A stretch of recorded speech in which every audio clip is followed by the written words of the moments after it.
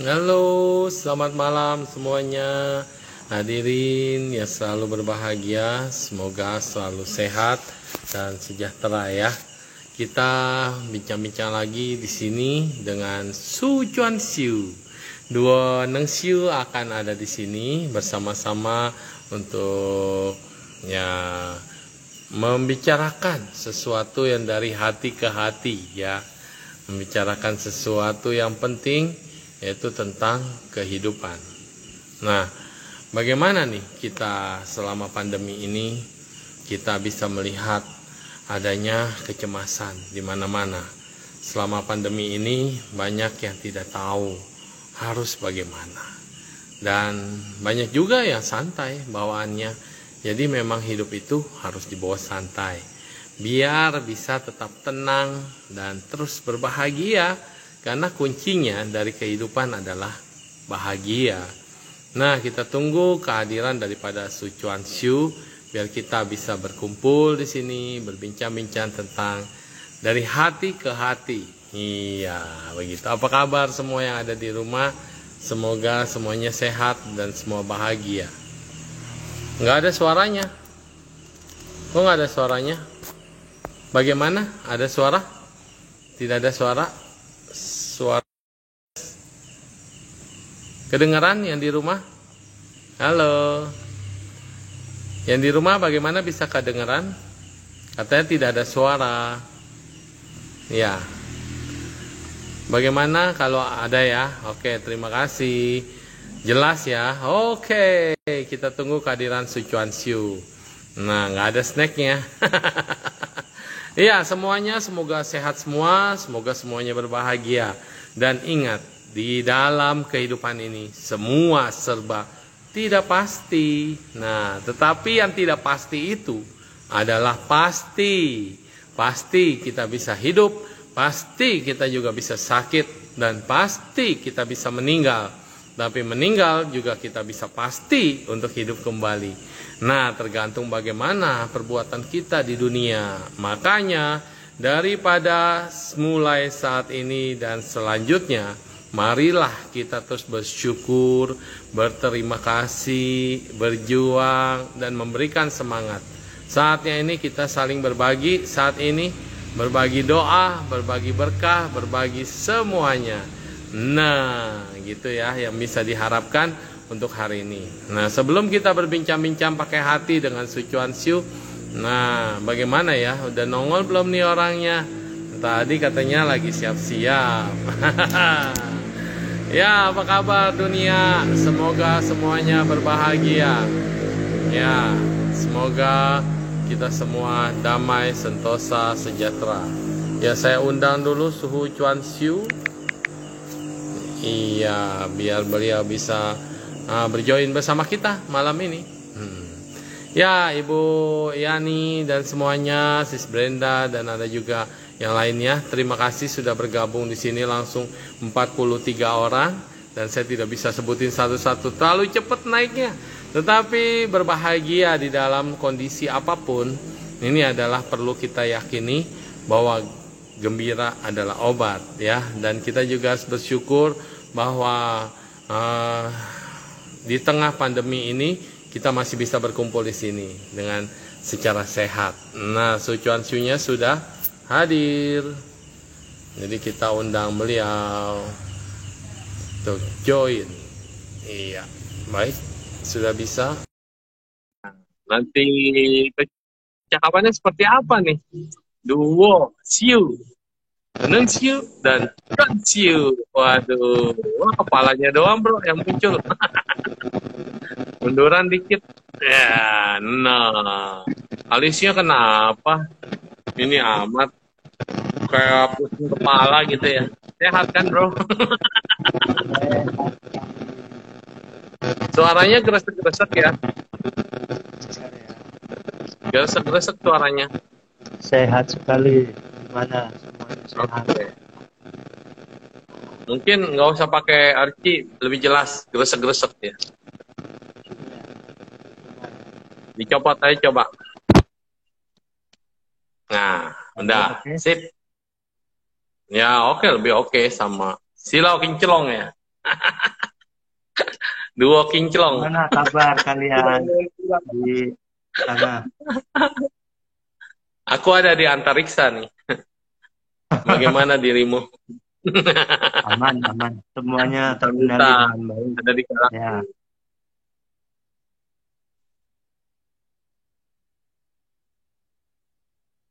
Halo? Bincang-bincangnya pakai hati ya kita. dari hati ke hati. Oh, ini siapa tadi yang nanya? Suhu kapan? Bikin konten sama Pendeta Yeri dan Habib Hussein. Udah kemarin itu, Su Chuan Xiu ya. Nah, cerita dong bro, bagaimana bro bersama Pendeta Yeri yang terkenal viral itu, juga dengan Habib Milenial, ya Habib Hussein. Ya, cerita sedikit boleh? Sedikit aja ya. Oke ya. Sedikit aja. Karena selebihnya bisa Semuanya nonton dan dengar di noise ya. saya merasa bersyukur hari ini masih bisa hadir di tengah-tengah pandemi. Suasana malam udah tiba ya, udah pada mandi tentunya. Suneng Siu, terima kasih untuk undangannya ya, bisa di IG. Semoga semua sehat, jodoh selalu datang untuk kita gunakan dengan baik. Yeah. Dari hati ke hati, ya semua harus hati-hati di suasana begini. Siapapun harus hati-hati. Ya kemarin Yes, hati, beberapa hati. hari waktu lalu kemarin ya kalau nggak salah ya, saya ada Ya udah jodoh 2 minggu ya. 2 minggu ya. Ya, yang pertama 2 minggu. Yang ini kemarin, yang bertiga. Oh ya ya ya, ya jodoh baik ya dengan beliau-beliau yang luar biasa tentunya ya, yang bisa mendamaikan diri dan rela mengeluarkan perdamaian itu untuk seluruh insan di bumi ya.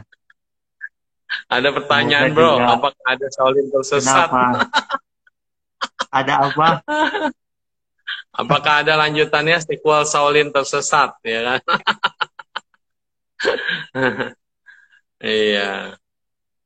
Gimana bro ceritanya? Seru nih kayaknya. Lanjut, lanjut. Seru sekali, seru sekali, seru sekali. Layak untuk disyukuri. Semoga Anda juga turut menjadi insan yang bisa menyejukkan jiwa untuk Indonesia semua. Dunia juga khususnya ya, pada umumnya. Damai di bumi, Ibu Pertiwi, indah, terasi, harmoni. Ya, ya, tidak terbayang. Tidak terbayang. Mungkin di lain kesempatan lagi bisa jumpa dengan beliau ataupun orang-orang lain lagi yang memiliki kekuatan besar untuk menjadi penyejuk diri dan orang banyak. Ya, harusnya begitu bro ya. Kita juga Ya, harus betul. begitu. Zaman sekarang ini kita memang membutuhkan eh, apa tadi persamaan di samping perbedaan ya. Memang betul. Berbeda tetapi sama. Ya, Kita kita sama, sama, bro, tapi tapi kita berbeda. beda bro. Gimana ini? Palaku kecil, bro, palamu panjang. Kita sama, tapi berbeda, ya. Nah, perutku lebih besar, bro. Ya, jadi kalau kita bilang ya, di dalam dunia ini pertemuan itu selalu ada jodoh. Dari dulu juga sebetulnya begitu. Ingat nggak waktu kita ke Palembang, di Sriwijaya sendiri kan ada monumen tuh ya. Nah, di monumen di Prasasti Talam Banjar apa ya? Di mana itu? Palembang itu ya. Nah, di belakangnya kan ada kayak kayak bukan lukisan, tapi mural ya. Mural dari yang muncul dari kayak apa? Relief ya. Nah, di sana kan ada biksu. Memang kan Palembang dulu Sriwijaya ada biksu, tapi ada para sufi. Terus juga ada orang Brahmana, kaum Brahmana yang pakai sangguli ikat itu juga. Berarti menunjukkan bahwa kerajaan kita tuh zaman jalur sutra itu sudah betul-betul memang bersahabat kita semua. Berbagai agama saling mendukung, saling mendorong, dan saling berbincang dari hati ya. Ya kalau kita bilang bincangnya pakai hati. Karena kalau kita bincangnya pakai hati, maka semuanya kan jadi satu hati. Tapi kan katanya harus hati-hati. Ya, itu dia. Tapi kalau hatinya sudah sama, ada cinta, ada kasih sayang demi kepentingan dunia ya, untuk kepentingan dunia dan kepentingan kita sendiri, bangsa ini agar kita bersatu, agar kita saling bertoleransi. Nah, begitu. Dari tadi pada penasaran nih, Bro. Apakah para biksu pada jago kungfu nih katanya? Semua Nah, semua orang punya kungfu masing-masing dan semuanya berguna. kungfu kan nggak harus fight. Nah, kungfu itu bisa pakai pekerjaan. Pekerjaan Ya, Anda menguasai pekerjaan Anda. Ada kungfu di situ, di skill dalam pekerjaan itu katanya orang bilang itu kungfunya. Nah, terus kalau kungfu pakai lidah berbicara ini juga kungfu. Silat lidah namanya. Silat kan Indonesia. Kalau kungfu lidah lewat apa namanya? Lewat berbincang-bincang dengan semuanya, dengan keahlian kita untuk mendamaikan dunia ini. Nah, ada yang bertanya nih, Bro. Izin nanya, apakah para Buddha juga jago kungfu? Iya. Jadi kalau kita lihat film, ya memang dimulai dari dulu sejarahnya Bodhidharma datang ke India. Jadi ketika Bodhidharma, datang dari India, bukan ke India. Bodhidharma adalah orang India, pangeran, yang datang ke Chungpo. Saat itu dia melihat bahwa Shaolin, Shaolin ini adalah nama temple, Shaolin Temple namanya, Shaolin Temple. Jadi Shaolin Temple ini keadaannya pada saat itu tidak tenang karena ketika kerajaan berpindah dari penasehatnya atau dari rajanya dikudeta kemudian dibunuh, maka posisi wihara-wihara juga tidak tenang. Suatu saat bisa diserang, suatu saat bisa dihancurkan. Para biksu bisa disuruh lepas jubah, para biksu ini diperkosa, ya kan itu ceritanya. Jadi ketika itu Bodhidharma adalah pangeran yang jago kungfu India. Itu bukan kungfu namanya, tetapi kayak silat atau bela diri India. Dan ketika dia lihat di Chungpo, ada kungfu Chungpo yang memang sudah lama ada. Jadi sudah lama ada, kemudian dipadukan dengan jurus-jurus dari jurus binatang, karakter binatang yang disesuaikan dengan gerakan. Dan akhirnya pertama adalah olah tubuh dan kemudian dibikinlah kungfu Shaolin. Jadi Bodhidharma yang membawa kungfu Shaolin pertama kali agar bisa aman pada saat itu ya bro, sehingga itu dari alatnya bisa dilihat.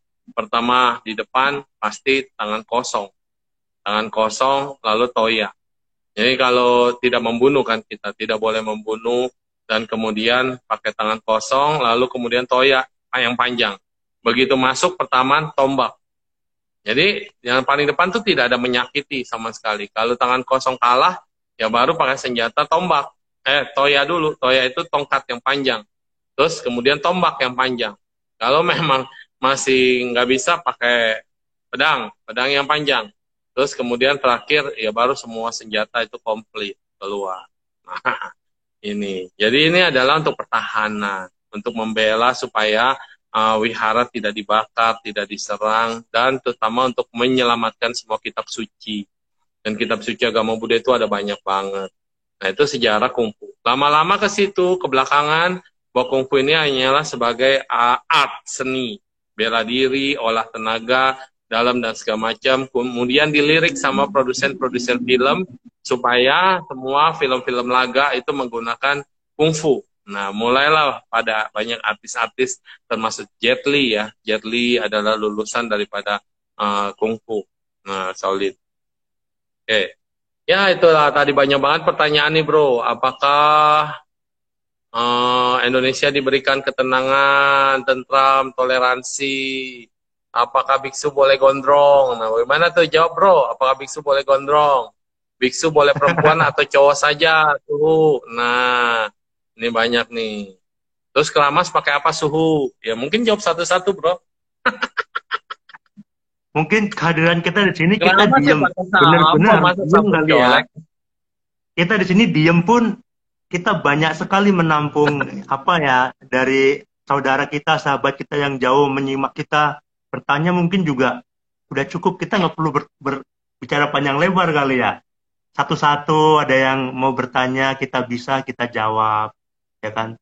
Tentu kalau bicara hati, bro, ini kan tema kita hati ke hati. Menurut Yes. Anda, hati apa sih itu ya? Nah, itu Hati yang apa biasa sih? dimakan sama orang itu hati ayam, hati ampla gitu. Hati sendiri Iya, apa ya? jadi kalau sebenarnya hati, bahasanya pakai hati, suara hati, ya sebenarnya hati itu adalah pikiran. Cuma orang bilang karena di dada. Jadi lihatlah dadaku, periksalah dadaku. Kalau nggak percaya, bongkarlah dadaku, belahlah dadaku. Ini kesungguhan ini adanya di hati. Ya orang selalu bilang love, love, love, love itu menggambarkan hati kita. Wah, hati itu kan liver ya bro. Ya, heart itu liver ya. Sakit hati berarti sakit liver. Livernya bengkak berarti mukanya kuning. Tapi hati itu sesungguhnya kalau bahasa Mandarin itu kan sin ya. Nah, sin. Sin itu ya di sini pikiran. Cuma bedanya kalau pikiran bahasa Mandarinnya i. I itu atasnya yin, suara bawahnya adalah sin. Jadi yang dibilang dengan pikiran adalah suara hatimu. Jadi kalau di orang bilang dengarkan suara hati, bukan ada di sini yang bersuara nih di dada kita, tetapi di sini suara hati. Ya. Berarti kalau Jadi gitu kalau besok, kita berbincang pakai hati gimana? aduh, hati saya sakit, jadinya di sini hati saya sakit gitu. Hati saya di sini sakit, Kadang sakit aneh ya, hati di sini. hati. Karena yang sakit adalah kalau dibilang hati adalah pikiran, pikiran adalah jiwa. Jadi kalau sakit hati sama dengan sakit jiwa, bro. Hati saya sakit, kebanyakan sakit hati, bahaya, bisa sakit jiwa, ya kan? Nah, oke. Di sini ada lagi, apakah biksu boleh memiliki pekerjaan seperti orang pada umumnya? Pekerjaan kita apa nih, bro? Pekerjaan Pekerjaan kita pada orang rutin pada umumnya adalah kerja kantoran. rutinnya potong rambut, potong kumis, potong jenggot, itu pekerjaan rutin. Ya memang benar bro, Iya. Buddhis, agama Buddha itu di kalangan kita ya, khususnya Indonesia ya, itu masih masih sangat sedikit yang mengerti tentang pemahaman tentang Buddhism. Seperti saya pribadi kemarin beberapa hari lalu ya, beberapa kali berkolaborasi pertama dengan Habib Hussein Jafar ya, memang memiliki responnya sangat bagus. Terus kemarin ada Luar dengan biasa. Pendeta Yeri juga luar biasa. Memang begitu kita hadir di tengah-tengah mereka, semua apa ya, komentar mereka sangat bagus sekali. Ternyata mereka mendamaikan satu bentuk. Setiap orang mendamaikan kedamaian. Tentu kedamaian harus dengan hati. Kita tahu ya, kita hidup di masa sekarang. Manusia masa sekarang, berarti kan kita ada masa lalu. Ada sejarah. Sejarah itu ada yang kelam, ada yang bagus. Tapi itu masa lalu yang semua adalah catatan. Bagi saya pribadi, sejarah itu tidak boleh dirubah. Baik atau buruk kita harus tahu. Tetapi dalam pengertian itu, sejarah yang buruk tentu menimbulkan satu bencana besar. Nah, dengan memunculkan hal itu sebagai pelajaran penting, ternyata mungkin nenek moyang kita dulu saling beradu, saling berantem, dan menimbulkan pertumpahan darah yang sangat hebat. Maka dengan belajar sejarah ini, kita belajar. Jangan sampai hal seperti ini akan terulang lagi. Kenapa? Karena memakan banyak sekali korban. Darah yang tumpah, keluarga semua habis. Nah, dari sini kita belajar. Bagaimana masa lalu boleh berantem. Tapi kan itu benar-benar menakutkan. Maka di masa sekarang ini, kita, para keturunannya, hiduplah dengan baik. Saling berdampingan. Beda, itu pasti beda. Saya selalu mengatakan, di dunia ini tidak ada yang sama. Kalau sama, nggak akan ada kita, gitu loh. Kan begitu. Jangan menyamakan yang sudah berbeda dan jangan membedakan yang sudah sama, betul ya? Gitu ya. Benar. Maka saya Iya, merasa ada beruntung. lihat lagu anak-anak ya. Lihat kebunku penuh dengan bunga, ya kan? Ada yang merah, ada yang putih. ada melati, ada mawar. Ya, jadi indah katanya. Coba kalau bunganya sama semua, wah kurang begitu indah. Karena ada perbedaan itulah membuat kita menjadi hidup. Warna-warni, terus kamu Ya, botak, saya agak rambutnya dikit, ada yang berambut, ada yang gondrong. Nah, itu jadi ada kerjaan buat barbershop ya. Ada yang berjenggot, ada kayak saya nggak punya jenggot, mau numbuhin aja susah gitu ya. ya, Dan nggak ribet. Iya. Nah ini masing-masing perbedaan ini bukan untuk dipermasalahkan. Tapi sebetulnya kita rindukan dari dulu adalah jangan sampai ada lagi persepsi bahwa kalau melihat biksu ini, waduh, bagaimana nih biksu? Wah, dimusuhin. Bahkan kita ya, bahkan tidak pernah memusuhi orang dan kita selalu bersahabat dengan siapapun. Kita selalu terbuka dengan siapapun. Dan terutama untuk ajaran Buddha, tidak harus menjadi Buddhis untuk mengenal ajaran Buddha. Karena Sang Buddha sendiri kan guru para dewa dan manusia. Manusia artinya semuanya. Ajarannya boleh digunakan yang baik, yang positif. Dan kita juga bisa belajar dengan yang lain. Sang Buddha katakan, nih yang aku ajarkan ini hanya segenggam daun loh. Dari satu hutan yang segini banyak. Jadi artinya hutan-hutan yang lain ini begitu banyak. Dharma kebenaran di dunia ini begitu banyak. Tetapi esensi yang bisa membebaskan ya mungkin yang satu genggam. Tapi bukan berarti daun-daun yang lain tidak benar. Nah jadinya kita bisa menghargai sesama hidup berdampingan dengan cinta, kasih sayang. Dan ada waktunya memang udah waktunya sekarang kita untuk selalu bergandeng tangan, kita bekerja dan kita bekerja sama supaya adem lagi ini kondisi dunia. Kita ini udah diingatin dengan si COVID ya, si Corona sama si COVID yang katanya udah sangat, sangat merajalela sekarang. Ada yang namanya varian Delta, apalagi sekarang dari, Kang Sodik, wah, selamat malam Kang Sodik. Dari pemuda tersesat ya, sama saya juga udah bertobat sih. Dari playboy yang tersesat. Nah, kemudian kita kembali ke tadi masalah apa?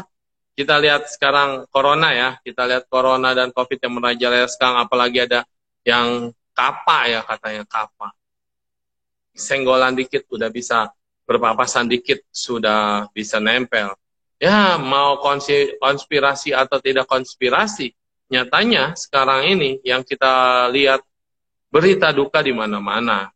Terus kemudian Facebook atau medsos itu udah banyak berita kematian, berita teman yang terkena positif. Tetapi yang sembuh juga banyak. Yang sembuh juga banyak. Nah, terus yang lain juga bisa kita lihat banyak juga yang apa ya, Bro? Yang down ya, yang down. Juga ada ya, dan yang udah bisa pasti. ya, yang jadi ketakutan, cemas. Nah, inilah yang kamu bilang kemarin, Bro. Bertiga membahas bahwa ya sudah waktunya kita kembali lagi menghadapi yang namanya kematian. Pada dasarnya semua orang takut untuk mati, tetapi kalau kita sudah siap, kita tidak perlu takut dan khawatir. Cuma kita harus menyiapkan, inilah saatnya kita lebih banyak lagi untuk berbuat kebaikan. Inilah saatnya kita bergandeng tangan untuk melakukan hal yang positif dan menolong sesama kita, membuka tangan kita bergandengan tangan untuk menyatukan bahwa kita selalu siap untuk hidup dan untuk Indonesia sehat. Sehat, sehat. Sehat, Apalagi sehat. bro, tuh katanya banyak bro. Sebenarnya kita lihat pertanyaan dari sahabat kita yang tidak tergabung langsung secara face to face juga, kita cukup memberikan imbal balik dari pertanyaan mereka udah cukup. Apalagi saya yakin yang sedang bergabung bersama kita ini tidak semuanya itu Buddhis, maka pembicaraan kita adalah umum, memberikan pengertian. Kalau Yes, mereka bertanya tentang Buddhis, ya mari tentang agama Buddha kita berikan pengertian yang bagus. Yang selama ini bagi mereka kan memang masih tertutup. Ada yang ingin tahu banyak sekali. Nah, mungkin kesempatannya di hari ini mungkin lebih bagus sekali. Kalau memang ada, mungkin Suneng Siu ya bisa siapa aja yang ini kita satu-satu kita tanggapin. Kalau boleh, Tunungsu pakai pena juga ditulis boleh. Kita bicara untuk Kecil hidup, bro, terlalu kehidupan. cepet naiknya. Kalau dulu ada bisa kita naik ke atas, terus pertanyaannya di bawah, bisa gampang dilihat. Kalau sekarang ini Instagram sudah cepet banget kalau yang pada komen-komen. Kecuali ya kalau memang mau komen, silakan yang ada kolom tanda tanya. Itu di sebelah kanan tengah, itu ada kolom tanda tanya. Silakan bertanya di situ, itu kita bisa baca. Kalau Oh, bertanya di kolom komentar, ini terlalu cepat naiknya. Belajar di mana agama Buddha? Di sekitaran Bandung. Kalau saya tinggalnya di Bandung, tapi ini lagi lockdown. Di Bandung, di Wihara Dhammasagara Muara, ya silakan datang anytime. Akan terbuka buat siapa aja, silakan. Ya. Pura Cimahi. Oh, di Cimahi. Pura. Oke, boleh nanti kita main-main ya. Saatnya kita saling belajar dan saling bertemu muka. Iya. Ada lagi, bro?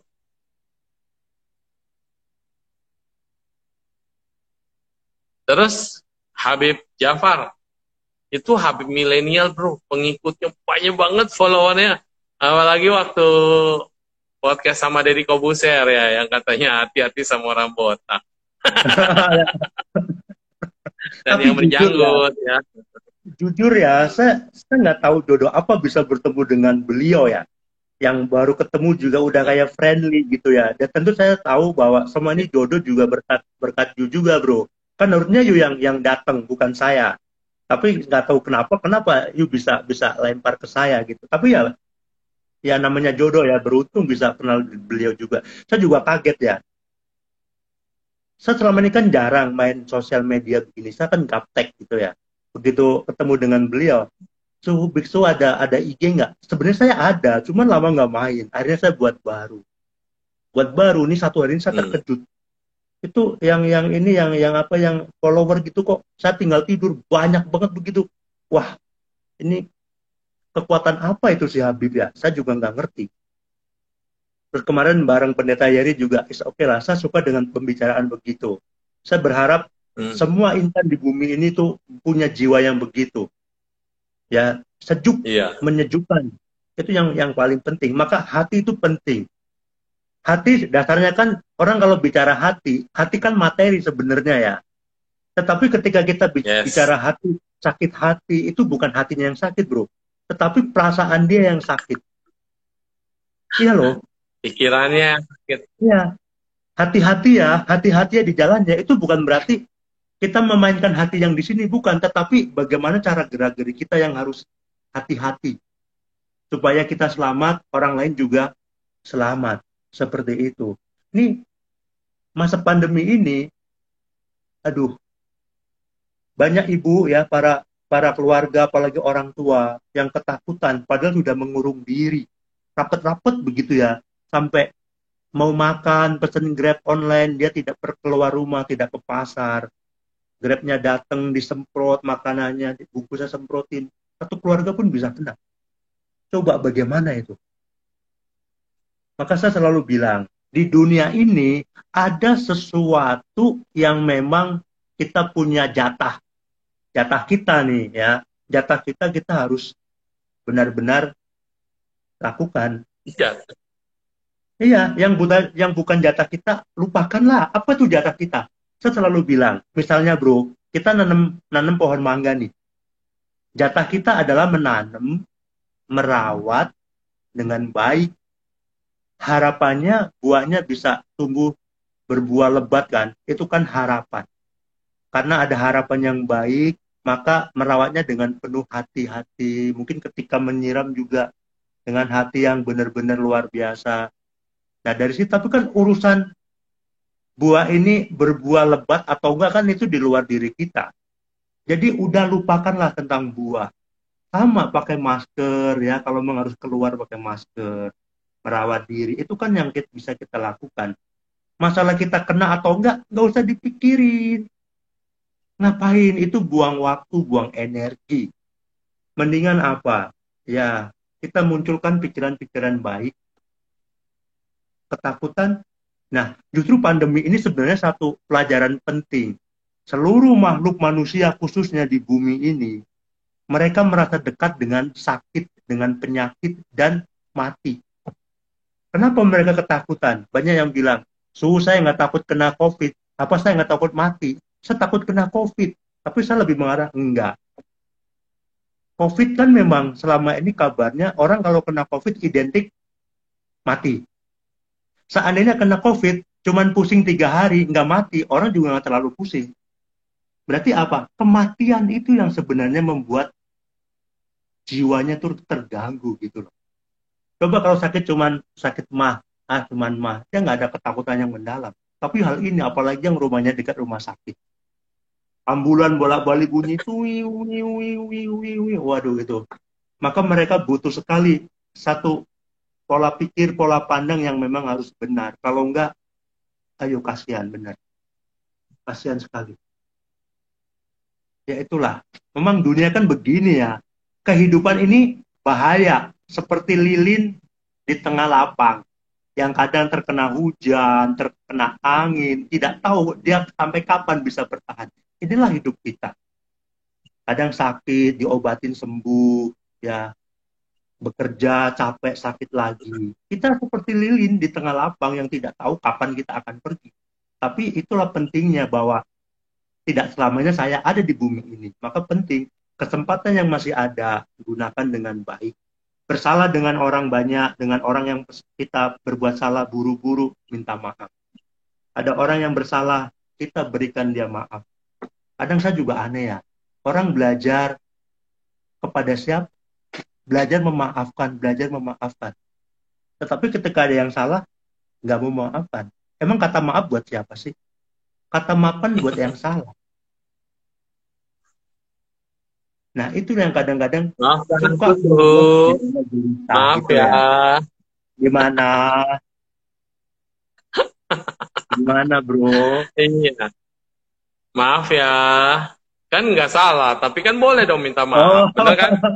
Nah, kirain lu mau kemana? Mungkin kirain tuh maaf kan, ya, kalau tapi kalau toilet. iya, kalau ada orang yang minta maaf, langsung kita bingung kan, bingung. Loh emang salah apa? Loh itu salah satu cara menyapa loh. Cara PDKT juga. Iya. Maka buat para jomblo nih ya, yang di mana-mana yang masih Eh, masih lu bingung jangan ya, ngomong pemuda jomblo, dan nggak pemudi malu itu lu. bingung. Iya, jadi kalau mau mengejar seseorang, Anda ngomong dulu, maaf ya, gitu. Loh, dia nanya pasti, kenapa? Kalau tanya, cewek, kan, atau halo, kenalan dong. Wah, itu pasti nggak dijawab. Tapi kalau bilang, maaf ya, nah, dia pasti bingung. Kayak Sujuanshu barusan, maaf ya bro. Iya, Kenapa? gua Gitu. bingung loh, gua bingung loh. Jadi tidak harus selalu salah dulu bro, untuk maaf. Benar. Yes, yes, setuju, Salah setuju. satu modal PDKT. Hmm.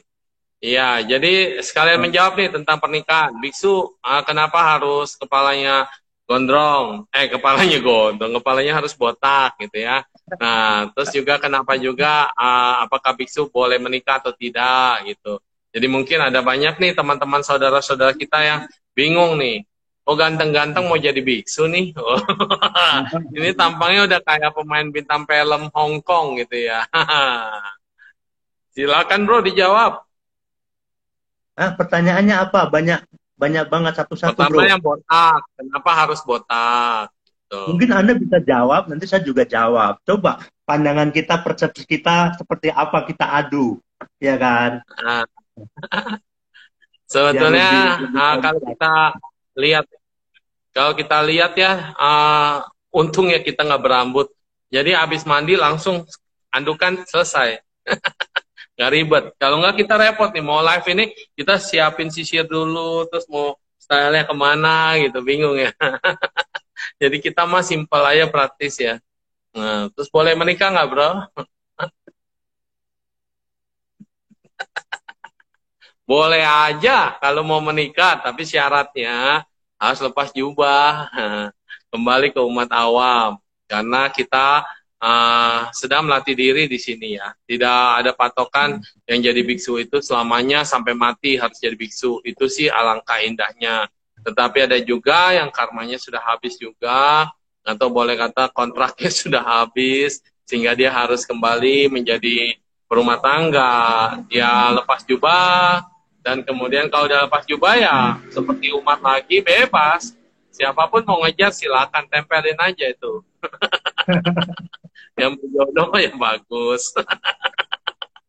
Tapi kalau selama pakai jubah, jubah ini adalah simbol kesucian, simbol daripada banyak peraturan, simbol daripada kebajikan, simbol daripada yang dibilangnya sefu atau bapak guru. Nah, jadi kalau sering nonton Kung Fu Panda tuh kan ada dibilang sefu, sefu ke kakek kura-kura tuh biasanya. Ya. Sefu. Sefu itu ya berarti bapak guru. Jadi sebagai bapak dan sebagai guru. Tugasnya apa, bro? Tugasnya kata biksu. Makan, tidur. Tugas Memang biksu benar. apa, bro, katanya? Keberadaan kita masih banyak yang seperti hal yang tabu gitu ya. Kadang mereka bertanya ya wajar karena mereka tidak tahu gitu. Dan mereka punya pandangan yang buruk ya. Kita nggak bisa membendung. Mungkin pandangan dia jadi sesuatu nggak laku. Mungkin ya ada yang begitu. Ya is okay. Tapi kan begitu datanya kita jelaskan. Memang ada yang benar-benar nggak laku, tapi ada yang laku sekali. Maka bingung mau pilih yang mana. Akhirnya nggak ada yang dipilih, bebas. Ya semua kembali kepada Ya, pribadi sih ya.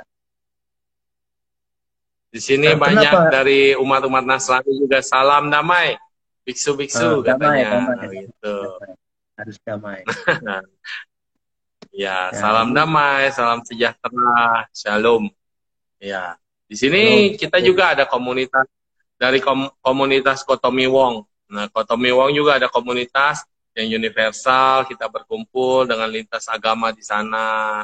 Nah, Bagus, gitu. bagus. Nah, ini siapa nih bilang, kenapa Su disebut Su Doraemon? Aku masih penasaran, Didi Lim. Ya, Didi berarti nggak gaul, nggak lihat tayangan YouTube saya berarti. Kita biksu YouTuber.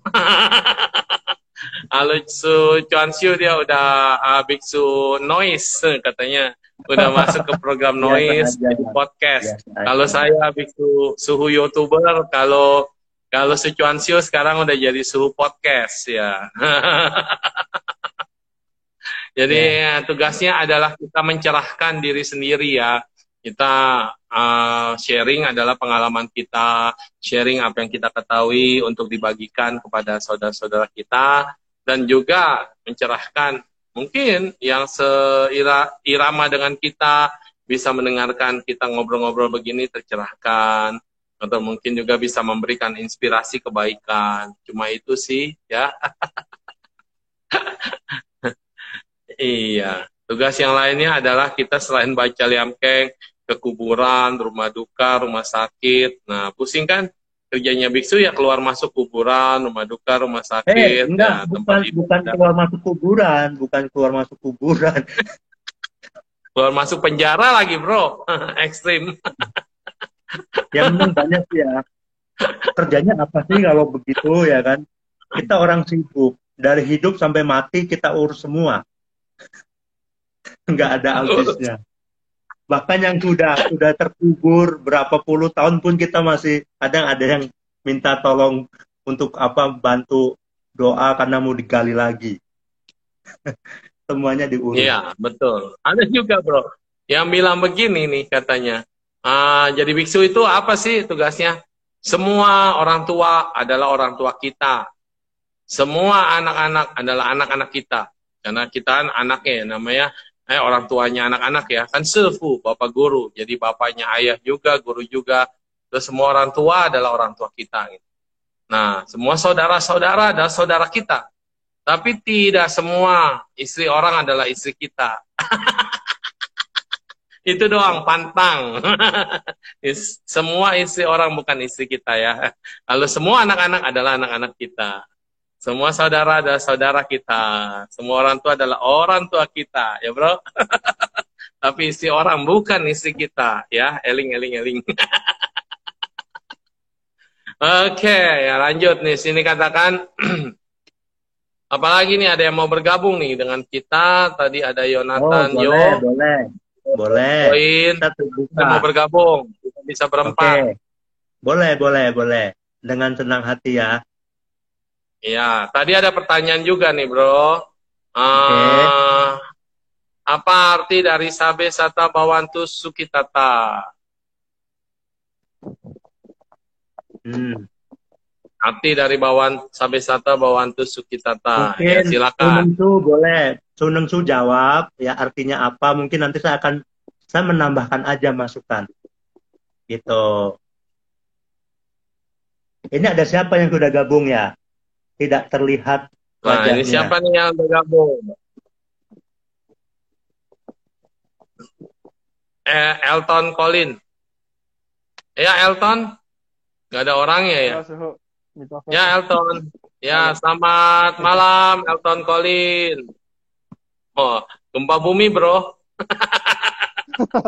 Suhu dukung Nggak ada. Italia atau England. Wah, ini kita nggak Nah, bisa saya nonton. dukung Indonesia. Kenapa? Hidup Indonesia.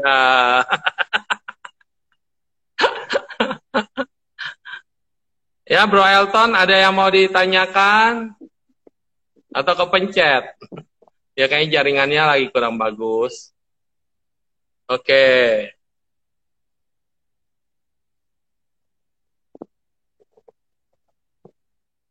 Oke, Bro. Iya, gimana tadi kita bahas sampai di mana? Jadi ada yang ini Tadi bertanya pertanyaannya apa arti dari Sabesata Bawantu Sukitata? semoga semua makhluk hidup berbahagia.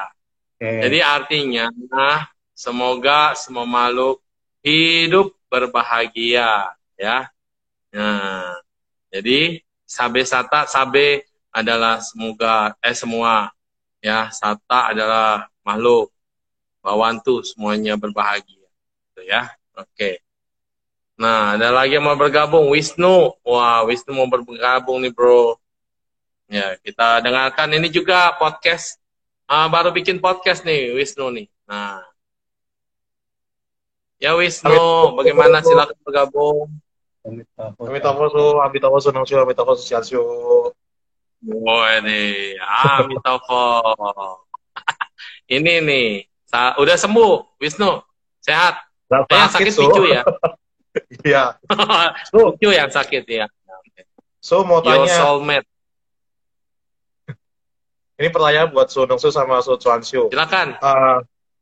Kenapa memilih jalan untuk menjadi biksu? Apa motivasinya? Rasain tuh. Tujuan Syu kenapa? Kalau saya sih bertobat, insyaf. Kalau Ini tujuan buat Syu Wisnu. kenapa, Su? Ini Wisnu ya. Iya, Su. Iya. Kenapa kamu memilih jalan tidak menjadi suhu? Ayo loh.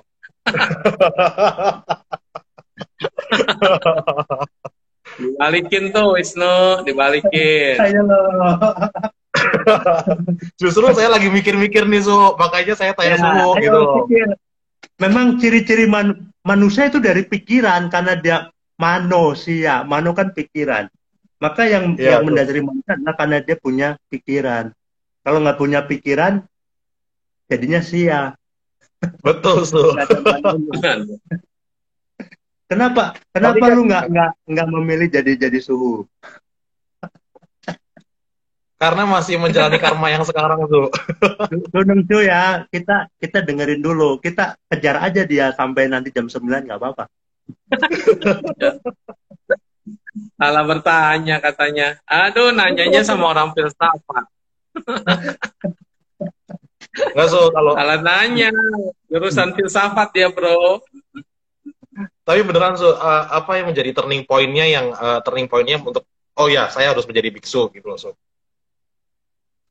Ini Ju tanya siapa dulu nih? Atamian, jangan banyak mikir, Wisnu.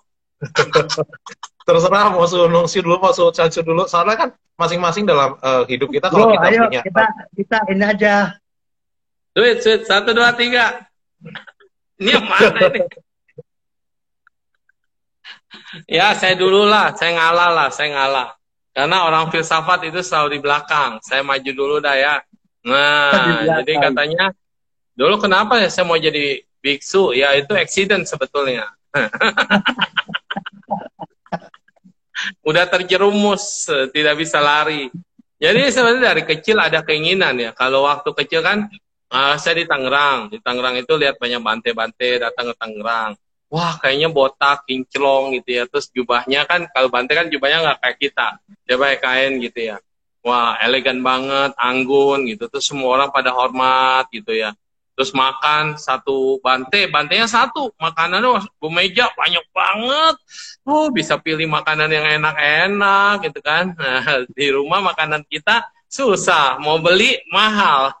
Kalau jadi bante makanannya bermeja-meja. Jadi dulu saya berpikir enak sekali ya dilayanin gitu. Terus kemudian kayaknya mau milih makanan ada semuanya, dari apapun ada gitu kan.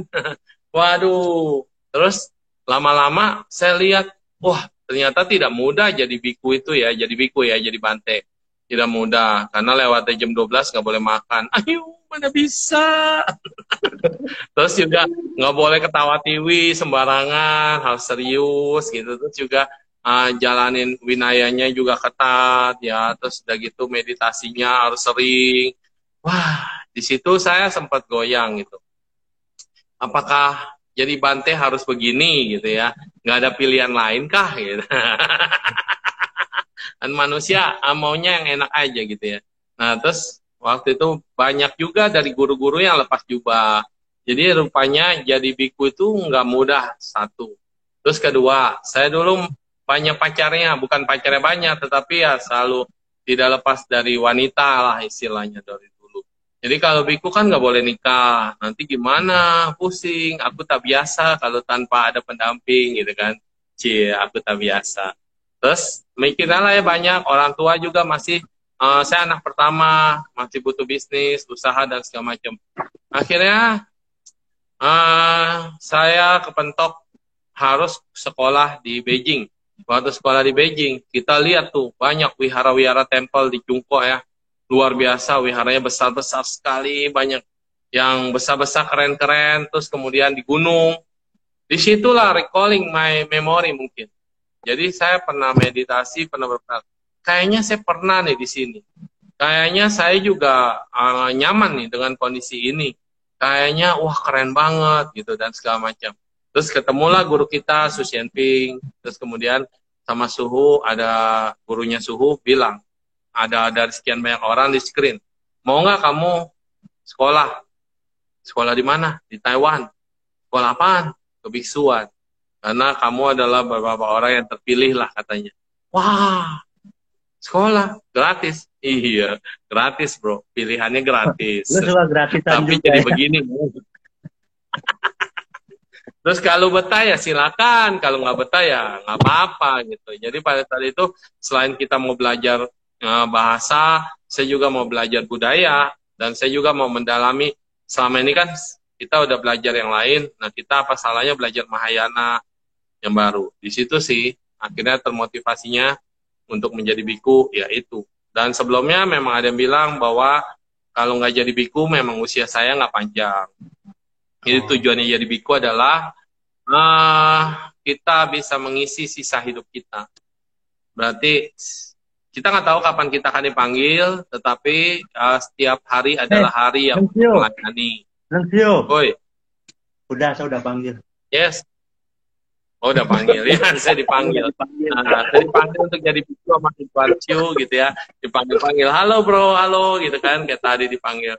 Nah, itu aja sih. Setelah itu saya mencoba dan sampai sekarang udah nggak terasa dari botak nih, 15 tahunan. Ya. Oke, jelas ya. No Jelas, question so, anymore. Kalau Tuan Ciu bagaimana?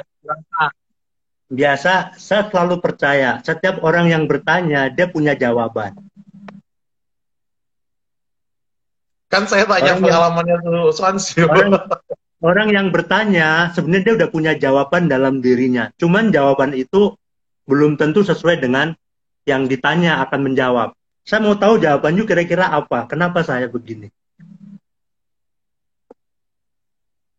Ya, nggak tahu, Su. Soalnya kan bukan saya yang menjalani kehidupannya Su Swansio kan. Jadi makanya saya tanya nih. Tapi saya yakin Anda punya jawaban. Nggak tahu jawabannya apa, yang penting Anda punya. Coba, kira-kira apa? Tebak. Melimpahkan jasa mungkin, Su. Atau Su punya tekad gitu. Oke ya, kalau saya adalah tipe orang yang segalanya adalah jodoh. Jodoh itu ada yang bisa Tapi jodoh pada esensinya tidak ada yang tahu. Ada orang bilang jodoh kan bisa dibuat, bisa dikondisikan. Benar, jodoh bisa dikondisikan. Tetapi jodoh itu sempurna apa enggak tidak bisa dikondisikan. Tunggu waktunya baru sempurna, dia sempurna. Ada orang yang cita-cita jadi suhu ya, pengen jadi suhu. Belum jodoh gitu. Alasan. Mendingan langsung dibilang, sudah berjodoh, ayo cepetan diikat. Orang pacarannya terlalu lama, nggak nikah-nikah. Kita nikahnya sama orang lain. Iya, semua pasti jodoh. Karena jodoh. Saya selalu bilang, karena jodoh. Jodohnya seperti apa? Nah, baru cerita. Sebenarnya saya orang yang bodoh, dalam arti pendidikannya. Karena saya tidak lulus SMA. Mungkin di situ dengan segala tingkah laku masa lalu yang memang semua orang juga di kampung saya terutama tidak ada yang menyangka seorang saya yang dulu seperti apa ya kan, tiba-tiba bisa ke Jakarta dengan tidak lulusnya sekolah, akhirnya dulu ada remedial ya dulu ya, bisa ke Jakarta dengan status kelulusannya belum jelas. Jadi di situ tinggal di asrama.